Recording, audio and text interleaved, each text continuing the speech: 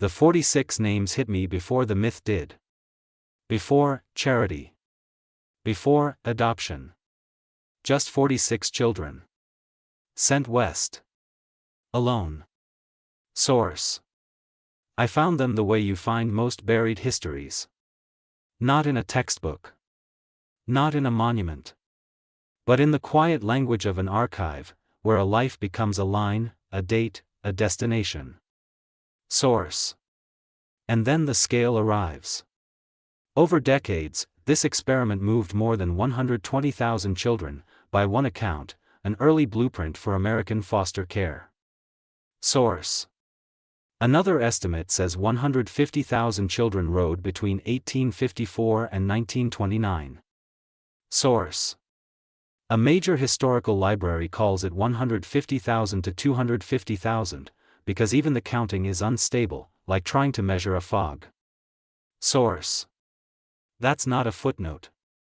That's a hidden nation. That's family trees with missing roots. That's surnames that appear like replacements. Like new bark over an old wound. And if you've ever had a relative who refused to talk about childhood. If a great-grandparent came from back east, but the story ends there. If a birth certificate doesn't match the cemetery stone. You're already standing at the edge of this.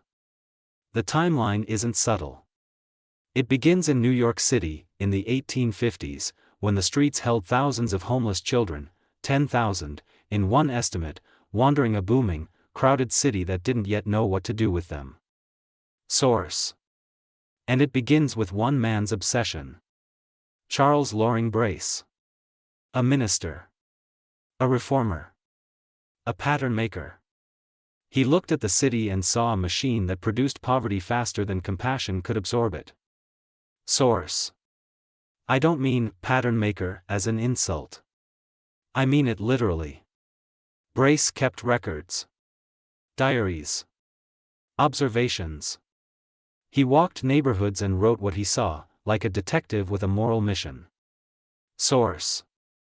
And the part that keeps me up at night is how quickly the moral mission turns into logistics. Children become groups. Groups become companies.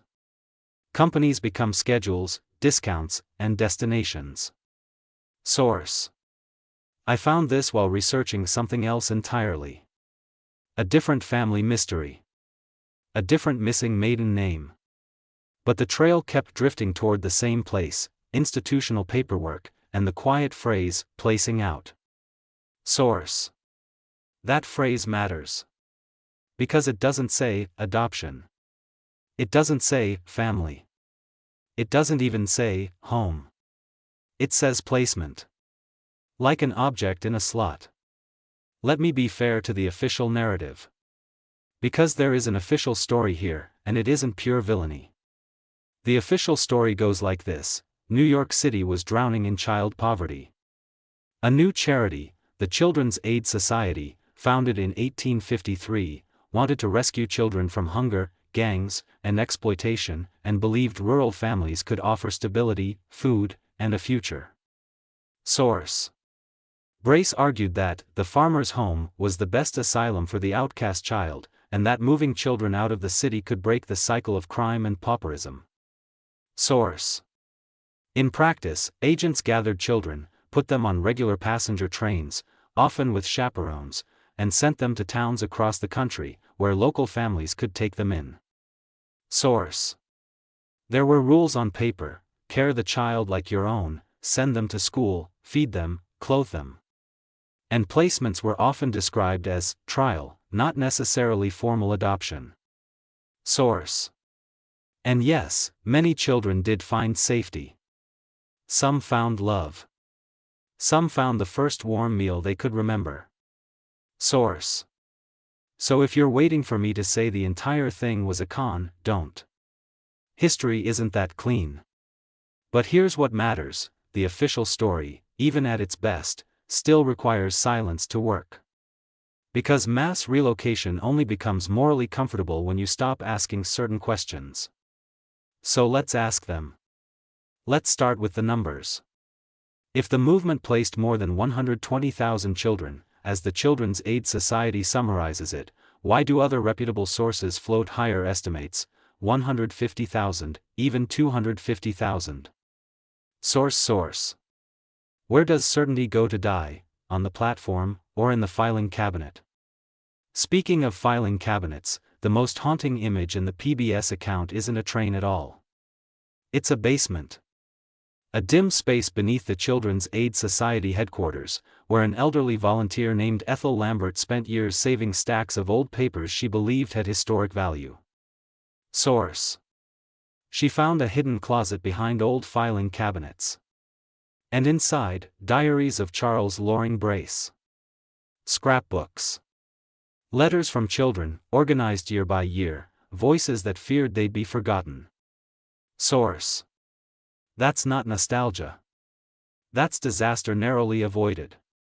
Because if one stubborn person hadn't decided the past mattered, how much of this would exist at all? Now watch what the timeline does.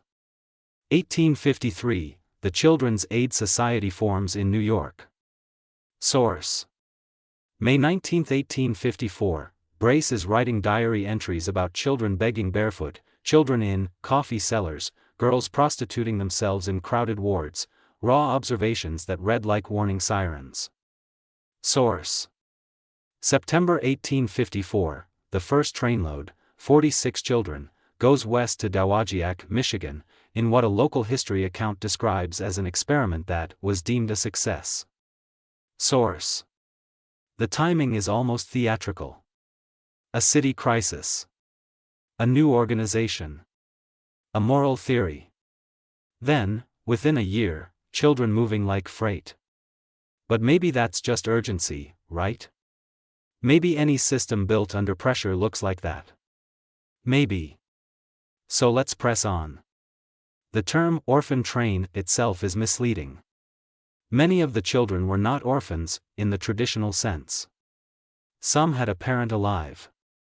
Some had been surrendered because poverty made parenting impossible. Some had run away. Source. PBS recounts children insisting, "I'm not an orphan. My mother's still living," and being told, bluntly, "You're going to Texas." No use arguing. Source. That's not a rescue story. That's a custody story. And custody stories always leave paper. So where is the paper? Here's where the archive turns strange. There is an enormous body of Children's Aid Society records, 787 linear feet, over 1,000 boxes, hundreds of bound volumes, held at the New York Historical Society. The finding aid says the bulk relates to the emigration programs, Orphan Train, and foster care and adoption programs. Source. And then you hit the sentence that changes everything. Most records involving specific children require special permission to be viewed. Source. Not destroyed. Not missing. Just restricted.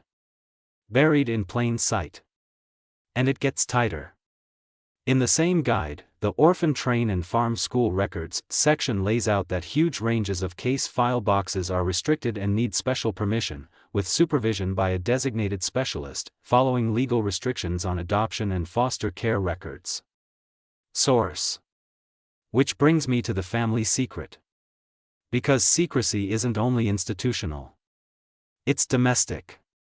In the PBS narrative, a boy remembers his adoptive mother hiding a letter from the agency, putting it on a shelf where it stayed for 10 or 12 years. Source. Another child remembers being given a pink envelope with an address, his father's address, then waking up to find it gone, and being told, "Where you're going you will not need that envelope." Source. That line is a dagger. Because it isn't saying, "You will be safe now." It's saying, your past is now irrelevant. And once you see it, you cannot unsee it. Maybe I'm seeing patterns where none exist. But, why does the system keep rewarding amnesia? Speaking of patterns, notice how the distribution worked in many places: children displayed at public gatherings, families selecting them, inspecting them, asking them to open their mouths so teeth could be checked, an auction-like spectacle even sympathetic historians acknowledge was degrading. Source. PBS describes the same moment as a defining ordeal, with children viewed and chosen, sometimes roughly handled, sometimes rejected. Source. And then comes the moral bargain at the center of the movement: work. Most placements assumed labor in exchange for care, farm work, housework, because in that era, childhood and labor were still tangled. Source. But here's what matters. When labor is part of the contract, the line between home and workforce gets thin. Paper thin. PBS is careful. It says the extent of abuse is unknown, that record books list names and dates but say little about quality of treatment, and that supervision was limited, too few agents to monitor thousands of placements. Source. History.com is blunt: vetting could be lax, siblings could be separated, and some children were treated as servants. Source. Unknown. Lax. Limited. Those words show up when an institution can't, or won't, measure the human cost. Now, to be fair again, there were investigations. PBS notes an independent investigation in 1883 that criticized screening and supervision but concluded many younger children were living satisfactory lives. Source. So yes, the record includes reform. It includes self-critique. It includes people trying. But it also includes something else: the creation of a class of Americans whose origin story was optional. And that is where genealogy starts to fail. If you're a descendant, what do you inherit? Not just DNA. Not just a surname. You inherit paperwork decisions made by strangers, a century before you were born. You inherit the administrative language, surrendered documents, case files, placing out departments. Source. You inherit incomplete records, explicitly described as not complete, with privacy restrictions limiting access. Source. And sometimes you inherit nothing. Just a story that ends at "we don't talk about that." That's why the title of this episode isn't just clickbait. It's a realistic possibility. Because the numbers imply descendants everywhere. Children's Aid points to a legacy still living, an organizational afterlife of research centers, letters, photos, and oral histories maintained by the Orphan Train Heritage Society of America, founded in 1987, trying to salvage names and connections. Source. If an estimated 150,000 children rode, how many grandchildren does that become? How many people are walking around with a blank space where an origin should be? The official narrative says the movement helped spur reforms: child labor laws, adoption systems, foster care services. Source. And that may be true. But the darker pattern is that reform can be built on disappearance. Maybe the system wasn't designed to preserve identity. Maybe it was designed to produce stability at any cost. Maybe the cost was memory. Maybe the cost was consent. Maybe the cost was siblings. But if the cost was memory, why are we surprised families kept quiet? Because in many towns, trained children were stigmatized, seen as carrying bad blood, treated as outsiders, bullied, isolated, sometimes never invited to parties, sometimes told not to walk with her. PBS captures the ache of that social branding in first-person recollections. Source. That stigma creates a second incentive to hide.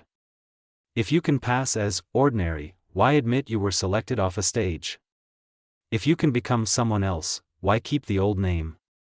Which brings me back to the archive, because archives don't just store memory.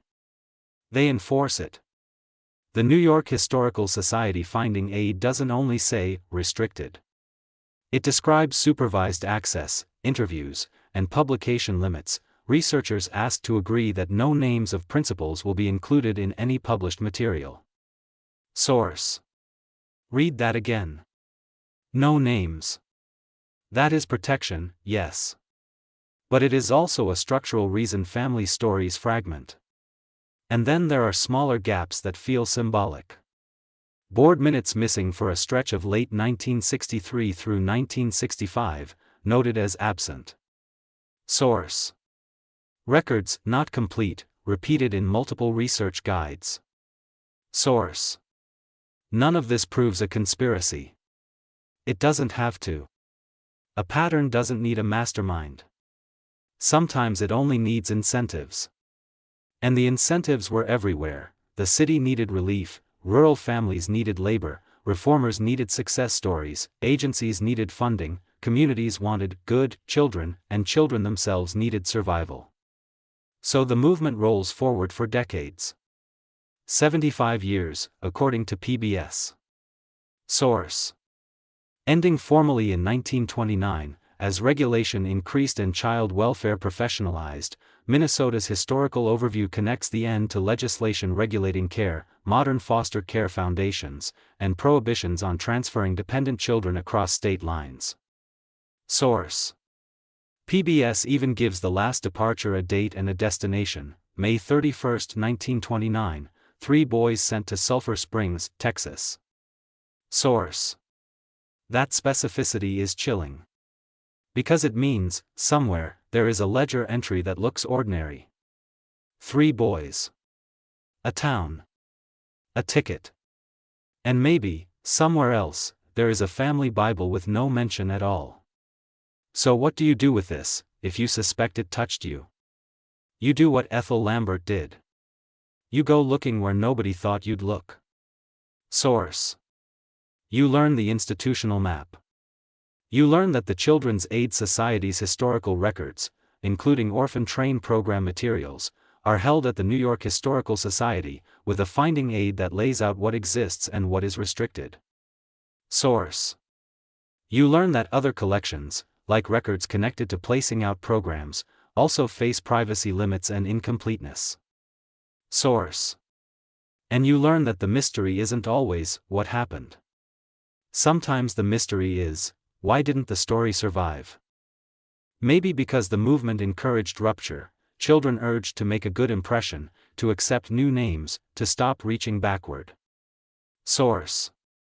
Maybe because communities treated them like contaminants. Maybe because adoptive parents feared losing them back to the past. PBS records that fear plainly, adoptive mothers living with a horror the child would return to New York. Source. Or maybe, simplest of all, because pain doesn't archive itself willingly. Here's the human element I can't shake. In the PBS account, children describe loneliness not as sadness, but as a permanent identity problem, not knowing who you are, where you come from, whether anyone ever looked for you. Source. That's the inheritance, too. Not just missing names. Missing certainty. And yet, evidence still exists. It exists in those restricted boxes. In the case files that require special permission. Source. It exists in research centers and museums collecting letters, photographs, oral histories, attempts to stitch the torn cloth back together. Source. It exists in local histories like Dowagiac's, where 46 children arrived after trains and boats, and 37 were adopted over several days, and an experiment became a national machine. Source. So I don't have answers, only patterns. A pattern of scale without stable counting. Source. A pattern of paperwork without easy access. Source. A pattern of children who were not orphans, relocated anyway. Source. A pattern of letters hidden, envelopes removed, names changed, and families instructed, directly or indirectly, that the past was baggage. Source. And the final pattern, the one that should make you uneasy, is this. The Orphan Train story is often told as American optimism. A second chance. A fresh start. But a fresh start is also a clean break. And a clean break is what you do when you want the old story to stop existing. So here are the questions I'm left with. How many families today carry an orphan train branch they've mistaken for ordinary migration? How many mystery ancestors weren't immigrants at all, but children redistributed inside the country? How many silence-filled childhoods were not personality quirks, but survival strategies? And if your ancestor was one of them, what would you even inherit? A surname. A county. A new birthday. A story that begins mid-sentence. The part that keeps me up at night is imagining the moment the secret became a choice. Not on the train. Not on the stage. But later, years later, when someone realized they could let the old name die quietly, and no official would force it back to life. Because the archive can be restricted. The records can be incomplete. Source. The past can be boxed up, off-site, supervised. Source. But the descendants don't disappear. They're here. They're us. And once you see it, you cannot unsee it.